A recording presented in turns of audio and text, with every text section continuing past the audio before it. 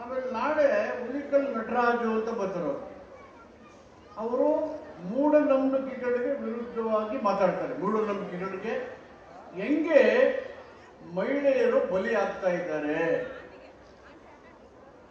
ಮೂಢನಂಬಿಕೆ ನೀವು ವೈಜ್ಞಾನಿಕವಾಗಿ ವೈಚಾರಿಕವಾಗಿ ನಿಮ್ಮ ಬದುಕು ಕಟ್ಟದೆ ಹೋದ್ರೆ ನಿಮ್ಗೆ ಶೋಷಣೆ ತಪ್ಪುದೇ ಅಲ್ಲ.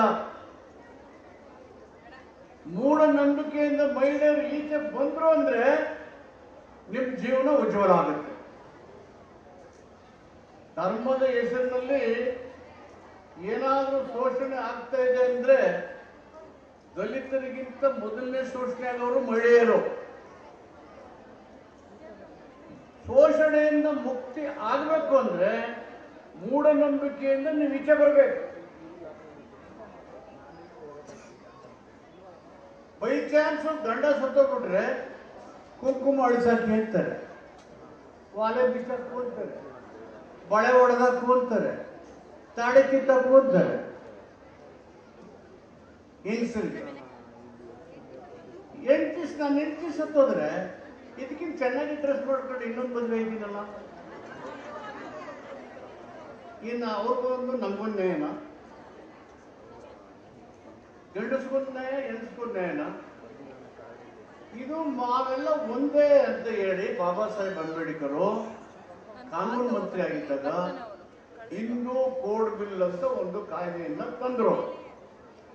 ಅದೇನು ಅಂದ್ರೆ ಎಲ್ಲ ಮಹಿಳೆ ಸುಮ್ಮನಿರ್ತಾ ಗಂಡಿಗೆ ಕೊಡದೆ ಒಂದು ಸಮ ಚರ್ಚೆ ಇದೆಯಲ್ಲ ಅಟ್ಟತ್ತೆ ನೋಡ್ತಾ ಇದೀಯಾ, ಈತ ಗಂಡನಿಗೆ ಫೋನ್ ಮಾಡ್ತಿದ್ದೆ, ಮುಂದ್ಗಡೆ ನಿನ್ ಗಂಡು ಕೊಡತ್ತಿದೆ.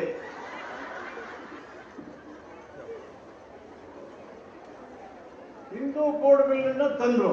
ಏನದು? ಗಂಡಸರಂತೆ ಹೆಂಗಸರು ಸಮಾನರು.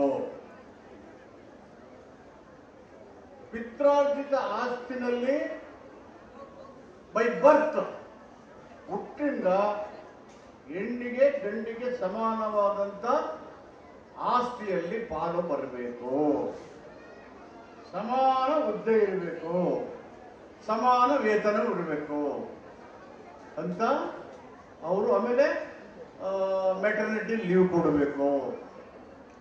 ಅಲ್ವೇನಮ್ಮ, ನಮ್ಮ 2 ಲೇಡೀಸ್ ಜನರೇ ಮೆಟರ್ನಿಟಿ ಲೀವ್ ಕೊಡಬೇಕು.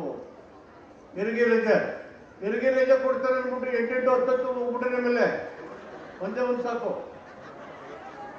ರಜೆ ಸಿಕ್ಕುತ್ತೆ ಬಿಡ ಅಂದ್ಬಿಟ್ಟು. ನಿಮ್ಮ ಆರೋಗ್ಯ ಮುಖ್ಯ. ಹುಟ್ಟಿರೋ ಮಗು ಬದುಕಬೇಕು ಅಂದ್ರೆ ಒಂದೇ ಮಗುನ ಚೆನ್ನಾಗಿ ನೋಡ್ಕೋಬೇಕು. ಅದೇ ಫ್ಯಾಮಿಲಿ ಪ್ಲಾನಿಂಗ್. ಫ್ಯಾಮಿಲಿ ಪ್ಲಾನಿಂಗ್ ಅಂದ್ರೆ ಯಾಕೆಂದ್ರೆ ಗ್ಯಾರಂಟಿ ಇಲ್ಲ ಹುಟ್ಟದ ಕೂಸು ಬದುಕುತ್ತೆ ಅಂತ. ಯಾಕೆ ಗ್ಯಾರಂಟಿ ಇಲ್ಲ ಅಂದ್ರೆ ನಮ್ಗೆ ಸರಿಯಾದಂತ ಪೌಷ್ಟಿಕ ಆಹಾರ ಇಲ್ಲ, ಆರ್ಥಿಕ ಬೆಂಬಲ ಇಲ್ಲ, ಸಾಮಾಜಿಕವಾಗಿ ನಮ್ಮನ್ನ ಸರಿಯಾಗಿ ನೋಡ್ಕೊಳ್ಳೋರಿಲ್ಲ, ನಮ್ಮ ಕಷ್ಟಕ್ಕೆ ಪರಿಹಾರ ಕೊಡೋರಿಲ್ಲ. ಅದಕ್ಕೆ ಯಾವ ಗ್ಯಾರಂಟಿಪ್ಪ? ಹುಡು ಹೆಂಗ ಶಿವ ಹುಟ್ಟಿಸ್ತಾನೆ, ಶಿವನ್ ಬಂದು ನಾನು ಬೆಟ್ಟದಲ್ಲಿ ಕೂತಾನೆ ಕಲ್ಲಾಗಿ, ಹುಡ್ಸೋಗಿರಕ್ಕಿನೇ ಬೇರೆ. ಆ ಮೂಡೆ ಮಕ್ಕಳು ಸರಿಯಾಗಿ ನೋಡ್ಕೋಬೇಕು, ಹುಷಾರಾಗಿ ನೋಡ್ಕೋಬೇಕು. ಅದಕ್ಕೆ ಹುಟ್ಟಿದ ಮಗು ಬದುಕಕ್ಕೆ ಗ್ಯಾರಂಟಿ ಆದ್ರೆ ಒಂದೇ ಮಗು ಸಾಕು. ಆಗ ನಿಮ್ಮ ಆರೋಗ್ಯ ವೃದ್ಧಿ ಆಗುತ್ತೆ, ನಿಮ್ಮ ಕುಟುಂಬನ ಸರಿಯಾಗಿ ನೋಡ್ಕೊಳ್ಳೋಕ್ಕಾಗುತ್ತೆ. ಮತ್ತು ನೀವು ಆ ಮಗುಗೆ ಉತ್ತಮವಾದಂಥ ಪ್ರಜೆಯಾಗಿ ಒಳ್ಳೆ ಶಿಕ್ಷಣ ಕೊಟ್ಟು ಕಾಳಜಿ ವಹಿಸಿ ಮುಂದಿನ ಪ್ರಜೆಯಾಗಿ ಜವಾಬ್ದಾರಿಯುತ ಪ್ರಜೆಯಾಗಿ ಅವನ್ನ ರೆಡಿ ಮಾಡೋಣ ಕೊಡೋ ಸರಿಯಾಗುತ್ತೆ. ಹೆಣ್ಣು ಹುಟ್ಟಿದ್ರೆ ಗಂಡು ಹುಟ್ಟಿದ್ರೆ ಬಾಳೆಹಣ್ಣು ಸಕ್ಕರೆ ಕೊಡೋದು, ಹೆಣ್ಣು ಹುಟ್ಟಿದ್ರೆ ಮದುವೆ ಅಂತ ಹೋಗಿದ್ದು ಅದೇನಿಲ್ಲ. ಆ ಕಾಲ ಹೋಯ್ತು. ಮಗುನೇ ಅದು ಪ್ರಪಂಚಕ್ಕೆ ಬಂದಾಗ ಹೆಣ್ಣಾಗ್ಲಿ ಗಂಡಾಗ್ಲಿ ಸಮಾನ ಪ್ರೀತಿ ಮತ್ತು ಗೌರವದಿಂದ ಮಗುಗೆ ಸ್ವಾಗತ ಮಾಡೋದು. ಸೊ ಅದಕ್ಕೆ ಇದೆಲ್ಲ ಆಗ್ಬೇಕು ಅಂದ್ರೆ ಗೂಳಿ ಕಾಲ ರಾವ್ ಕಾಲ ಬಿಡಬೇಕು. ನೀವು ಶಾಸ್ತ್ರ ಯಂತ್ರ ಕಟ್ಸೋದು ಬಿಡಬೇಕು.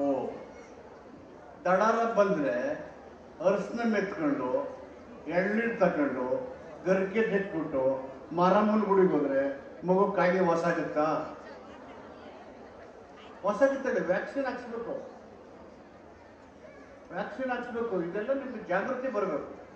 ಸಿಂಪಲ್ ಥಿಂಗ್ ಇದು. ಇದೆಲ್ಲ ಏನೂ ಆಗಲ್ಲ. ಧಾರ್ಮಿಕವಾಗಿ ನೀವು ಮಾಡಬೇಕಾದ್ರೆ ಅದು ವೈಜ್ಞಾನಿಕವಾಗಿ ವೈಚಾರಿಕತೆಯಿಂದ ಮಾಡಬೇಕು. ಅದಕ್ಕೇನು ಮಾಡಬೇಡಿ ಅಂತ ನಿರ್ಬಂಧ ಇಲ್ಲ.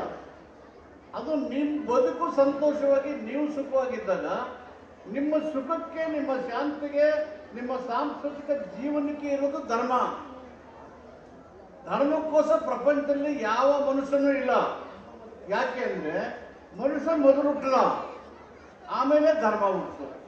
ನಮ್ಮ ಸಂಸ್ಕೃತಿ ಮೊದಲು, ಸಂಸ್ಕೃತಿ ತಳಾದ ಮೇಲೆ ಧರ್ಮ. ಈ ಧರ್ಮ ಯಾವುದೇ ಕಾಲಕ್ಕೆ ಮಹಿಳೆಯರಿಂದ ಹಿಡಿದು ಯಾರನ್ನೂ ಶೋಷಣೆ ಮಾಡೋಕ್ಕೆ ನೀವು ಬಿಡಬಾರದು. ಅದಕ್ಕೆ ಅಲ್ವ ನೀವು ಹೋರಾಟ ಮಾಡೋದು. ಮಾರ್ಚ್ 8ನೇ ತಾರೀಕು ನಮಗೆ ಶಿಕ್ಷಣ ಕೊಡಿ, ನಮಗೆ ಹಣಕಾಸಿನ ಸೌಲಭ್ಯ ಕೊಡಿ, ನಮಗೆ ಉದ್ಯೋಗ ಕೊಡಿ, ನಮಗೆ ಸಮಾನತೆ ಕೊಡಿ. ಕೊನೆಯದಾಗಿ ಗುಂಡಕ್ಕ ಏನ್ ಮಾತಾಡಿದ ನಿನ್ನೆ ಆ ಕಡೆ ಮಾತಾಡ್ತಿದ್ದಲ್ಲ, ಈ ಇದು ಕೆನ್ನೆ ಸರ ಲೋಲಕ್ ಹಾಕ್ತಿದ್ದಲ್ಲ ನಿಮಗೆ. ಅದಕ್ಕೆ ನಮಗೆ ರಾಜಕೀಯ ಅಧಿಕಾರ ಕೊಡಿ. ಇದು ನಿಮ್ಮ ಹೋರಾಟ 8ನೇ ತಾರೀಕು. ಈ ಎಲ್ಲ ಹೋರಾಟಗಳಿಗೆ ಅಂಬೇಡ್ಕರ್ ಕೊಟ್ಟಿದ್ದಾರಲ್ಲ ನಿಮ್ಗೆ ಹಿಂದೂ ಕೋಡ್ ಬಿಲ್ ತಕ್ಕ ಓದ್ಬೇಕಲ್ಲ ನೀವು.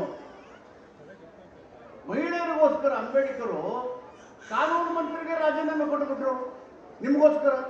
ನೀವು ಯಾವತ್ತೂ ಮಹಿಳೆಯರೆದ್ದು ಹಿಂದೂ ಕೋಡ್ ಬಿಲ್ ಮಾಡಬೇಕು, ನಮ್ಗೆ ಹಕ್ಕು ಬರಬೇಕು ಅಂತ ಮಾತಾಡಿ ಸೆಮಿನಾರ್ ಮಾಡಿ ನೋಡಲೇ ಇಲ್ಲ. ಈಗಲಾದ್ರೂ ಈ ಮಾತಾಡಿದ್ರು ಮಾಡೋದು ನೀವು ಓದಿರೋದು. ಪ್ರಿಯಾಂಕೋ ನೀವೆಲ್ಲ ನೀವು ಓದಿರೋ ನೀವೆಲ್ಲ ಮಾಡಬೇಕು ಇದನ್ನ.